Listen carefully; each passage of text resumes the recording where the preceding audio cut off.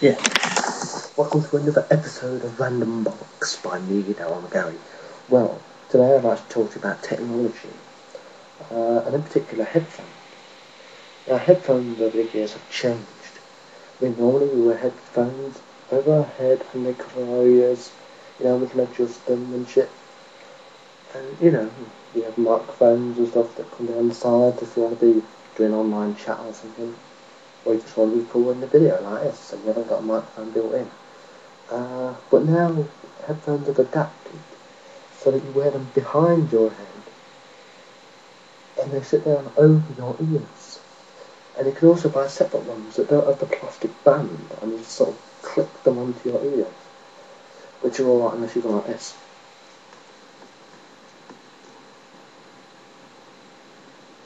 Now these headphones aren't mine, they're actually my mum's, and I've just noticed it's got that on the left-hand side. Weird. Well,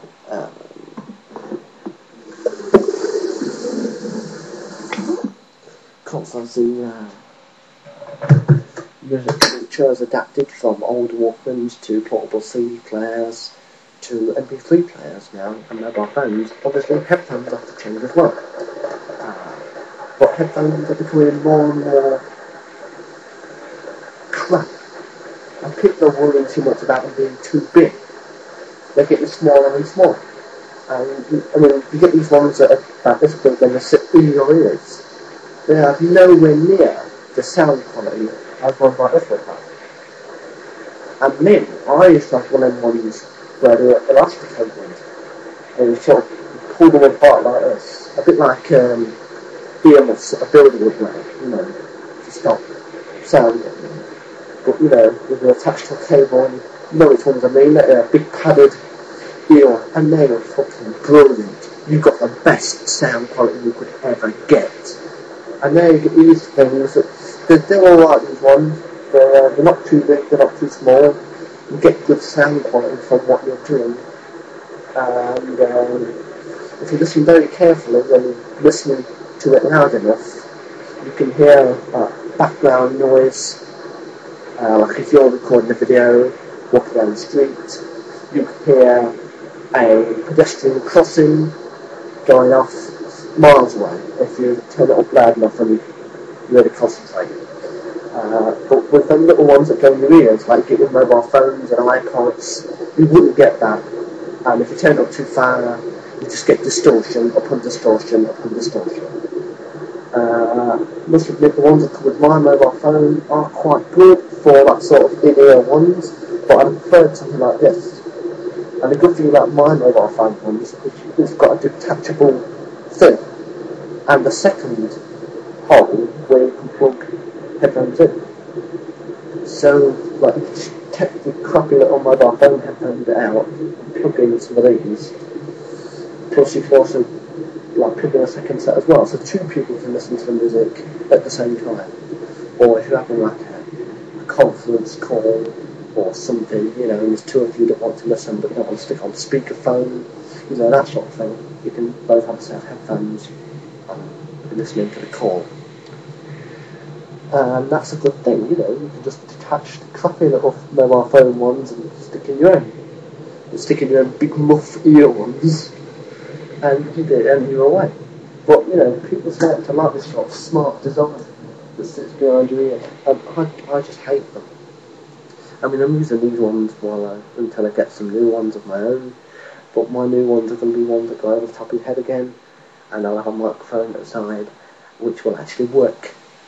Because my microphone on mine gave up years ago. And I've actually had that set of headphones for about 4 or 5 years. And the microphone went 2 years ago, I think. So yeah, they've lasted me quite a long time.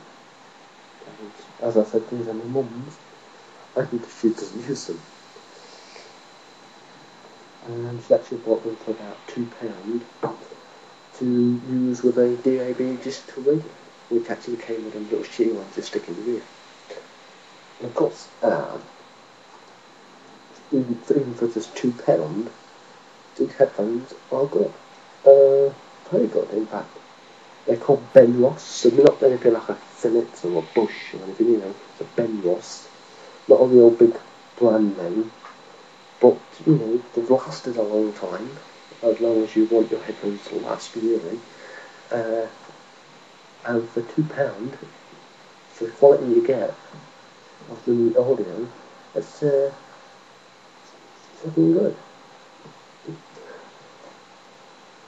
I mean, with these headphones, and with headphones like these, and bigger headphones, all the time the cat was boiling like that, and you could hear me talking at the same time, you'd be able to hear me tapping my foot gently on the floor.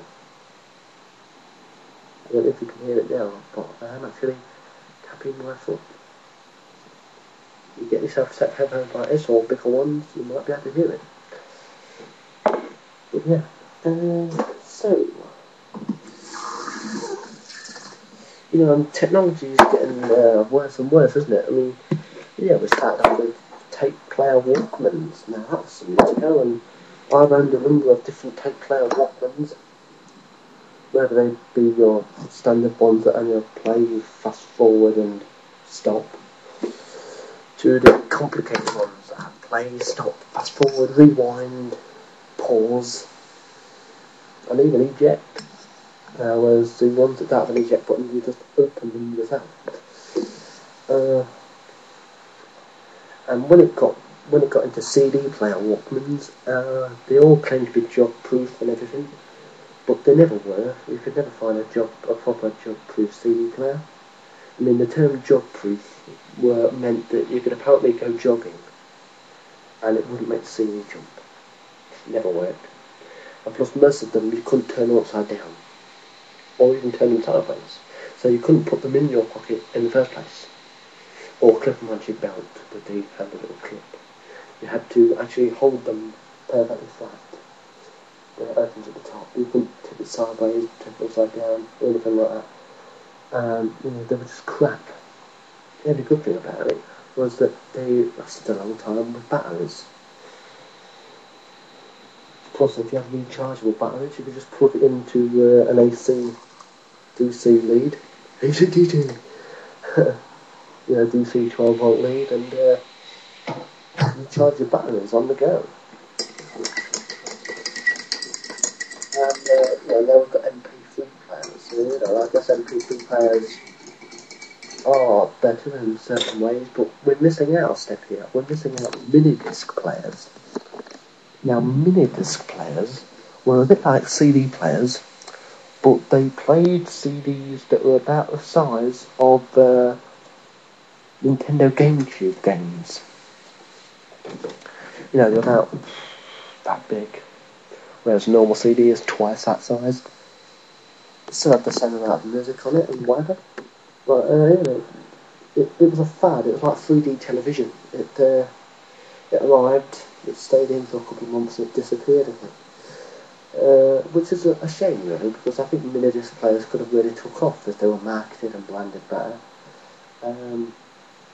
Of course, with the emergence of MP3 players, they'd have become obsolete anyway. But sometimes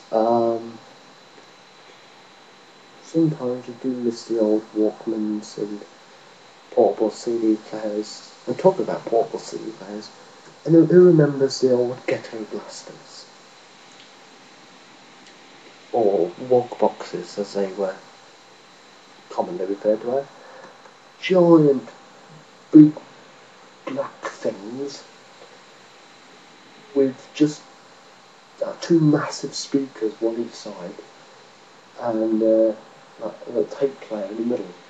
It had only held like one tape, or somewhere two, and you'd carry them on your shoulder, and you'd be blasting the music out, you know, as you're walking along. You know, them old things. You see them in certain old films. There's normally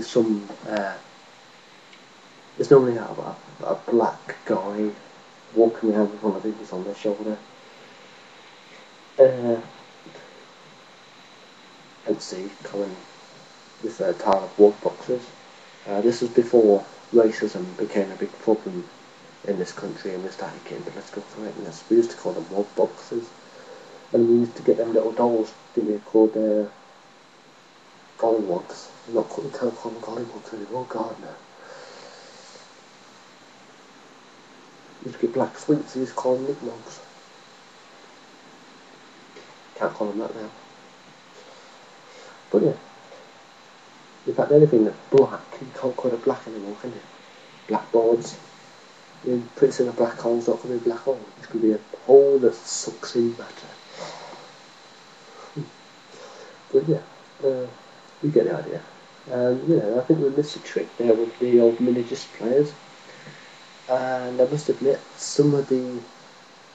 you see, the problem with MP3s is you're restricted to what MP3 you can get. And certain music that you might have on tapes, yes, you might be able to get MP3s of them, but certain ones you won't. Like bootleg tracks and promo tracks and stuff that was only put onto that particular tape, like a bonus track or something that was never released anywhere else.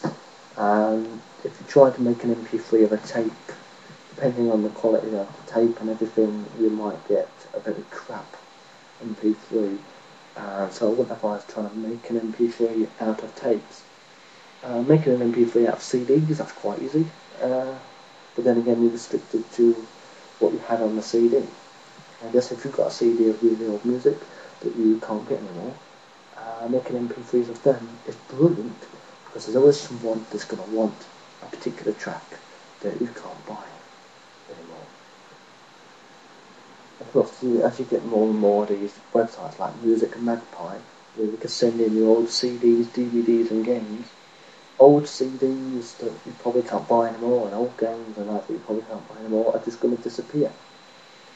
So if you're looking for a particular game for your Xbox or your GameCube or your PlayStation 1, you might never get it, because they could have all been sent into musicmagpie.co.uk or websites like that.